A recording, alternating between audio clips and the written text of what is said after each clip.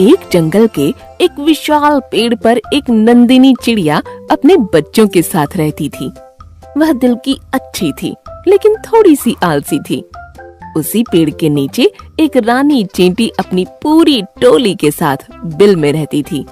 रानी, मैं देखती हूँ तुम लोग दिन भर काम में लगे रहते हो। एक दाना पाने के बाद उसी को लेकर बिल में आ जाती हो। कुछ आराम भी कर लिया करो। नंदिनी बहन, हम लोग भविष्य के लिए खाने की व्यवस्था करते हैं। मौसम हमेशा एक सा नहीं होता। बचत बहुत जरूरी है और बचत के लिए मेहनत करनी ही पड़ती है। मैं तो तुम्हें भी राय दूंगी कि तुम आने वाले कल के लिए पहले से ही खाने दाने की बचत कर लिया करो। हमें जब भूख लगती है तब हम खाना खा लेते हैं और आराम करते हैं। इसके बाद कल की चिंता नहीं करते हैं। नंदिनी बहन, मान लो कल मौसम बिगड़ गया और तुम्हें बाहर जाने का मौका न मिला तो खाने पीने की व्यवस्था कैसे करोगी? हम पंछी हैं, जरा भी मौका मिला तो हम व्यवस्था कर ही लेते हैं। समय बीतता रहा। गर्मी के बाद बरसात का मौसम आने वाला था। आकाश में बादल उमड़ घुमड़ कर रहे थे। रानी चींटी ने पहले से ही अपने खाने की व्यवस्था शुरू कर दी थी। वे लगातार बाहर से अपना खाना लाकर बिल के अंदर इकट्ठा कर रही थीं।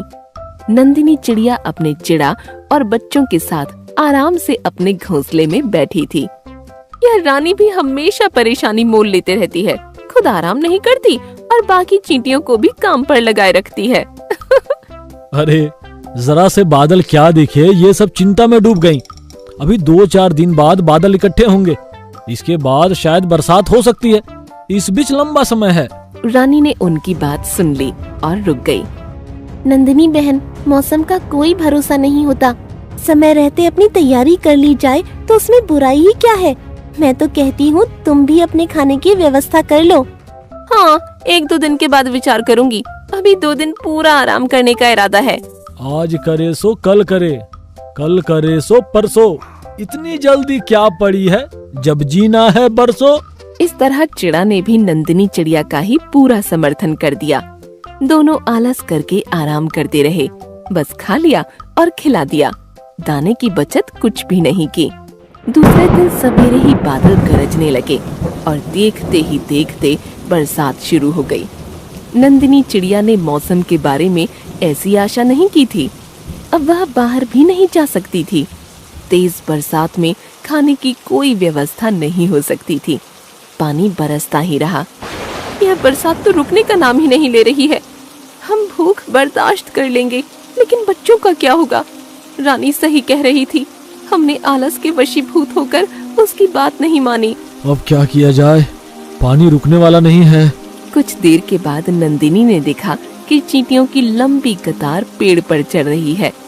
सभी चींटियों के मुंह में दाने थे। सबसे आगे रानी चींटी चल रही थी। वह सब दाने लेकर नंदिनी के घोंसले तक पहुंच गईं। सबने अपने दाने घोंसले में रखने शुरू कर दिए। चिड़ा और नंदिनी चिड़िया देखते ही रह गए। नंदिनी बहन, बच्चों को खिलाओ और आप लोग भी खाओ। आगे के लिए भी हमने पर्याप्त व्यवस्था कर दी है। समय मिलते ही बचत की व्यवस्था कर दो। हाँ रानी बहन, तुमने सही कहा था। हमें दाने और खाने की बचत करनी चाहिए थी। आज आलस के कारण मेरे पास कुछ भी नहीं रहा। यह तो तुम्हारी कृपा है जो हमें दाना नसीब हो गया। देखो बच्चे कितने प्यार से खा रहे हैं। अब मैं हमेशा समय रहते खाने की बचत करूंगी ताकि भविष्य में पछताना न पड़े। बहुत बहुत धन्यवाद। नंदिनी, हम तुम्हारे पड़ोसी हैं। पड़ोसी का साथ निभाना और उसकी मदद करना दूसरे पड़ोसी का धर्म होता है। मुझे इस बात की खुशी है कि तुम भविष्य में बचत के बारे में कदम उठाने के लिए तैयार हो गई हो। नंदिनी को रानी की बातें बहुत अच्छी लगीं और उस दिन से दोनों पक्की सहेली बन गईं। एक दिन एक छिपकली पेड़ के नीचे आ गई। वह आसपास कीड़े मकोड़ों को खा रही थी। वह रानी के बिल के पास पहुंच गई। नंदिनी ने उसे देख लिया। रानी, तुम बिल से बाहर मत निकलना और दूसरों को भी आने मत देना। बाहर एक छिपकली घात लगाकर बैठी है। मैं अभी उसका इंतजाम करती हूँ। नंदिनी अपने चिड़ा को लेकर नीचे उतर आई। हे छिपकली, लगता है तू भूलकर हमारी गली में आ गई। अब चुपचाप पतली गली से निकल जा, वरना ऊपर भेज दूंगा। यहाँ मेरी सहेली अपनी टोली और बच्चों के साथ रहती है। मैं तो यहाँ घूमने टहलने आई थी। कुछ देर बाद चली जाऊंगी। जोरों की भूख लगी है। पहले भूख मिटाऊंगी। भूख की बच्ची, भाग जा यहाँ से, वरना तेरे सर पर 100 छेद बना दूंगी। इतना कहकर चिड़ा और चिड़िया ने अपनी चोंच से छिपकली पर वार करना शुरू कर दिया। अरे बाप रे, मर गई रे, मेरे सर में सुई चुभा रही है, ये दोनों मिलकर मुझे मार ही डालेंगे, मुझे माफ करो भाई, मैं भाग रही हूँ। इतना कहकर छिपकली जो भागी कि भूल कर भी पीछे मुड़कर कभी नहीं देखा। रानी बहन, अब बाहर आ जाओ, मुसीबत भाग गई है, अब कभी लौट कर नहीं आएगी। अगर लौटने की सोचेगी भी ना तो उसे हमारी चोंच की मार याद आ जाएगी। बहुत बहुत धन्यवाद नंदिनी। अरे बहन, ये तो पड़ोसी का धर्म है। चलो, इसी बात पर मुंह मीठा होना चाहिए।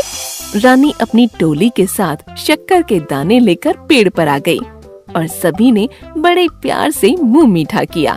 इस तरह रानी और नंदिनी की दोस्ती हमेशा चलती रही।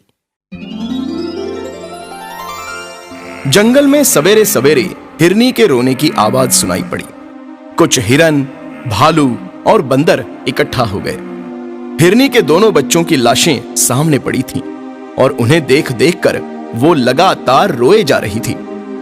माँ हिरनी बोली, हाय राम, अब मैं क्या करूं? कहाँ जाऊं? एक नागिन ने मेरे दोनों जिगर के टुकड़ों को मुझसे हमेशा के लिए दूर कर दिया। मेरा तो सब कुछ लूट लिया। अब मैं किसे प्यार करूंगी, किसे अपना दूध पिलाऊंगी? मेरे दोनों प्यारे लाडले ही मेरी दुनिया थे। अब कौन मुझे माँ माँ कहकर पुकारेगा? हे भगवान, अब मुझे भी मेरे बच्चों के पास बुला लो। एक हिरनी बोली, ऊपर वाले की मर्जी के सामने किसकी चलती है? वही देता है, वही लेता है। हम तो खिलाड़ी हैं, वही विजेता है। हमेशा उसकी मर्जी की ही जीत होती है। माँ हिरनी बोली, जब लेना ही था तो उसने दिया ही क्यों? एक झटके में सारी खुशियों को छीन लिया। भालू बोला, दोनों बच्चे एक साथ, ये सब कैसे हुआ? माँ हिरनी बोली, आज सवेरे सवेरे बच्चों ने दूध पिया और पास में झाड़ियों के पास खेलने लगे। अचानक एक जहरीली नागिन ने बड़े को डस लिया। बड़ा चिल्लाया तो छोटा भी उसके पास आ गया। छोटे ने गुस्से में नागिन को मारना चाहा तो जालिम नागिन ने उसे भी काट लिया और भाग गई। उस नागिन ने मेरे दोनों बच्चे मुझसे हमेशा के लिए छीन लिए। भालू बोला, बहन, ये तो बहुत बुरा हुआ। वैद्य काका आ गए हैं, वो दोनों बच्चों की नाड़ी देखना चाहते हैं। एक बंदर बोला, हाँ हाँ, देख लीजिए। एक बुजुर्ग भालू वैद्य ने दोनों बच्चों की नब्ज देखी और उन्होंने नकारात्मक इशारे से सर झुका दिया। माँ हिरनी उन्हें देखकर फिर से रोने लगी। दोनों मासूम बच्चों की लाश सामने पड़ी थी और ऐसा लग रहा था जैसे दोनों सो रहे हों। मौत ने तो उन्हें हमेशा के लिए सुला ही दिया था। आसपास सभी जानवरों की आंखें नम हो गई थीं। एक हिरनी बोली, हम लोगों की भी क्या किस्मत है, हमेशा मौत के साए में जीते रहते हैं। कोई नहीं जानता कि किस रूप में मौत आएगी और किसको ले जाएगी। मौत कभी भी किसी की भी गोद सूनी कर देती है और किसी को भी अनाथ बना देती है। दूसरी हिरनी बोली, बहन, हिम्मत से काम लो। सभी जानवर हमदर्दी दिखाकर चले गए। हिरनी बेचारी न भूलने वाले दुख के साथ सिसकती पड़ी रही। वो कुछ खा पी नहीं रही थी। एक हाथी उसके पास आया। हिरनी बहन, कब तक ऐसे करोगी? अब कुछ खा पी लो। ईश्वर तुम्हें सब कुछ सहने की शक्ति भी दे, यही मेरी प्रार्थना है। ये लो, कुछ चारा लाया हूं, खा लो। हाथी के बहुत जिद करने के बाद हिरनी ने कुछ चारा खाया और चुपचाप बैठ गई। उसे बार बार अपने दोनों बच्चों का ही ख्याल आ जाता था। कुछ दिन बीत गए। अचानक उसी झाड़ी से कुछ नागिन के बच्चे बाहर आ गए। एक गोरिल्ला की नजर उन नागिन के बच्चों पर पड़ गई। वो डंडा लेकर उन्हें मारने के लिए आगे आ गया। नागिन भी आगे निकल आई। नागिन बोली, ए गोरिल्ला भाई, ये मेरे बच्चे हैं, मेरे जिगर के टुकड़े हैं, इन्हें मत मारो, मैं तुम्हारे आगे हाथ जोड़ती हूँ। गोरिल्ला बोला, जहरीली नागिन, मैं तुझे भी मौत के घाट उतार दूंगा और तेरे बच्चों को भी मार दूंगा। तुम लोग अपने जहर से दूसरे को मारते हो, दूसरों की दुनिया उजाड़ते हो। गोरिल्ला को डंडा लेकर खड़े देखकर माँ हिरनी समझ गई कि अब नागिन और उसके बच्चों की खैर नहीं है। नागिन स्वयं को बचाकर भाग जाएगी, लेकिन उसके बच्चे बच नहीं पाएंगे। बच्चों की मौत का आघात बहुत ही दुखदाई होता है। माँ हिरनी गोरिल्ला के सामने आकर खड़ी हो गई और बोली, गोरिल्ला भाई, इन बच्चों को मत मारो, इन्हें छोड़ दो। एक माँ सब कुछ सह सकती है, लेकिन बच्चों का हल्का सा भी दर्द नहीं सह सकती। गोरिल्ला बोला, हिरनी बहन, क्या तुम भूल गई कि इस नागिन ने तुम्हारे दोनों बच्चों को डसकर मौत की नींद सुला दिया था, तुम्हें दुख के सागर में गिरा दिया था। तुम उसके ही बच्चों को बचाना चाहती हो? माँ हिरनी बोली, हाँ, मैं इसके बच्चे को बचाना चाहती हूँ। डसना तो नाग नागिन का स्वभाव है। नागिन बहन, अपने बच्चों को यहाँ से हटा दो। मैं नहीं चाहती कि उन पर कोई खतरा आए। नागिन बोली, मुझे माफ कर दो बहन, मेरे कारण तुम्हारी गोद सुनी हो गई। मैं तुम्हारे सामने प्रस्तुत हूँ, मुझे मारकर अपना बदला पूरा कर लो। माँ हिरनी बोली, भाई गोरिल्ला, अब मेरे और नागिन के बीच में सारा मामला आ गया है। अब मैं इसे इसके किए की सजा दूंगी। नागिन बोली, हाँ बहन, मैं किसी भी सजा को भोगने के लिए तैयार हूँ। मेरा सर तुम्हारे सामने झुक गया है। माँ हिरनी बोली, मैं जो भी कहूँगी उसका तुम्हें पालन करना होगा। नागिन बोली, ठीक है, मैं अपनी जान भी देने के लिए तैयार हूँ। माँ हिरनी बोली, जान तो जाएगी, लेकिन तुम्हारी नहीं, मेरी। मुझे आकर डस लो ताकि मैं अपने बच्चों के पास पहुँच जाऊँ। उनके बिना यह जिंदगी जीना भी एक सजा है। मुझे इस सजा से सदा के लिए मुक्त कर दो। आओ, मेरे प्राण हर लो। नागिन बोली, नहीं बहन, मुझसे यह ना हो सकेगा। मैं अपने प्राण देना चाहती हूँ, लेकिन तुम्हारे प्राण लेने की बात तो मैं सपने में भी नहीं सोच सकती हूँ। माँ हिरनी का ये अनोखा रूप जंगल में किसी जानवर ने नहीं देखा था। उसके अंदर संतान प्रेम के साथ साथ अद्वितीय दया भाव भी था, जो अपनी संतान की दुश्मन के भी प्राण नहीं लेना चाहती थी। नागिन बार बार सर झुकाकर माँ हिरनी के चरणों में प्रणाम करती रही। एक बरगद के पुराने पेड़ पर मोटा सा कौवा रहता था। वो दिन भर कांव कांव करता, आलस करके बैठा रहता और चोरी करके अपना पेट भरता। उसका घोंसला भी कई जगह से टूटा हुआ था। उसके पास ही एक छोटा कबूतर रहता था। वो बड़ा मेहनती और नेक था। उसने अपने घोंसले को भी बहुत ही शानदार ढंग से बना रखा था। वो हर पक्षी की मदद करता था। कबूतर कौवे को अक्सर अच्छी राय ही देता था, मगर कौवा उसकी बात सिर्फ सुन लेता था। कौवा भाई, आकाश में बादल इकट्ठे हो रहे हैं, बीच में तूफान का भी अंदेशा है। क्या तुमने अपने घोंसले के हालात के बारे में भी सोचा है? सही कह रहे हो भाई, सोच रहा हूँ 2-3 दिन में घोंसले की दुरुस्ती होनी चाहिए। मौसम जैसा भी हो, उससे अपनी दोस्ती होनी चाहिए। कुछ देर के बाद कौवे ने पेड़ पर इधर उधर नजर दौड़ाई और उसे कुछ घोंसलों में खाने की वस्तुएं पड़ी दिखी। बस फिर क्या था, खाना चुराना और खाना। चोंच मारकर लपक लिया, मुफ्त का खाना चुरा लिया। चाहे जहां से मिले खाना, बस उसे था चुराना। उसे घोंसले से ज्यादा पेट की चिंता रहती थी। उसकी आलस ही फिर चोरी में बदलती थी। 3 दिन बीत गए और कौवा आलस करके बैठा ही रहा। बीच में कुछ तेज हवा चली और कौवे के दिमाग में मच गई खलबली। उसका आधा घोंसला देखते ही देखते उड़ गया। कौवा सर पकड़कर बैठ गया। अरे कौवा भाई, लगता है मेरी बात समझ नहीं आई। अब घोंसला कहाँ से आएगा? लगता है जो बचा है वह भी जाएगा। 3 दिन बीत चुके हैं और तुम हाथ पे हाथ धरे बैठे हो। बात तो तुम्हारी सही है, अच्छे समय पर कही है। अब तो कुछ करना ही पड़ेगा। घोंसला जो नहीं है तो निकलना ही पड़ेगा। कौवे ने इधर उधर हाथ पैर चलाए, कुछ टूटे फूटे तिनके जुटाए। घोंसला बनने लगा और पानी बरसने लगा। वो परेशान हो उठा और कबूतर की ओर आशा भरी नजरों से देखने लगा। अब देख क्या रहे हो? मेरे घोंसले में जल्दी से चले आओ। भीगो मत, यहाँ आकर पंख सुखाओ। देखा, आलस का नतीजा इसी तरह पाओगे।